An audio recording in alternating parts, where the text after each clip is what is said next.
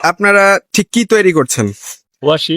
রাজশাহীর বাগমারা উপজেলা শুধু মিষ্টি পানের জন্য নয়, বাঁশের তৈরি ওয়াশি শিল্পের জন্য সমানভাবে পরিচিত। এ অঞ্চলের উর্বর জমিতে উৎপাদিত মিষ্টি পান দেশের বিভিন্ন প্রান্তে পাঠানো হয়, আর সেই পান চাষকে ঘিরে গড়ে উঠেছে এক অনন্য শিল্প।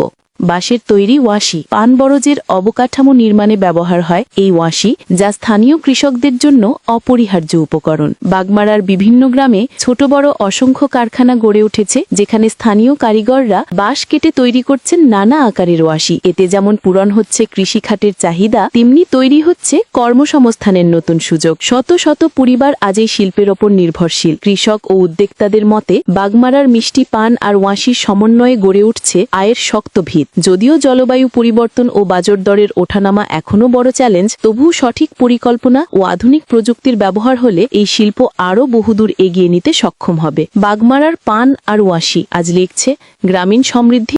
এই ওয়াশিটা কি কাজে লাগে? পান বরজের পানের গাছ থাকে এই ওয়াশির। ঠিক কেমন কি টাকা আয় করেন? সংসার চলার মতন।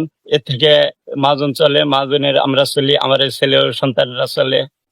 বাগমারায় তো এইরকম ধরনের প্রজেক্ট খুব একটি দেখতে পাওয়া যায় না। বহুত আছে, অনেক আছে। মনে করো একটা ইন্ডাস্ট্রি, এছাড়া আরো আছে। অনেক আছে। আপনারা এখানে তাও ঠিক কতজন একত্রিত ভাবে কাজ আমরা করছেন? এটি 10-12 জন। 10-12 জন আছেন। তাহলে সবসময়, প্রত্যেকটি দিন তাও প্রত্যেকদিন। কত হাজার ওয়াশি আপনাদের তৈরি করতে হয়? এক একজনে ধরো 1280 নিম্ন 1280টা পিস পিস তৈরি করতে হবে। সর্বনিম্ন এটা করে, কেউ 2000।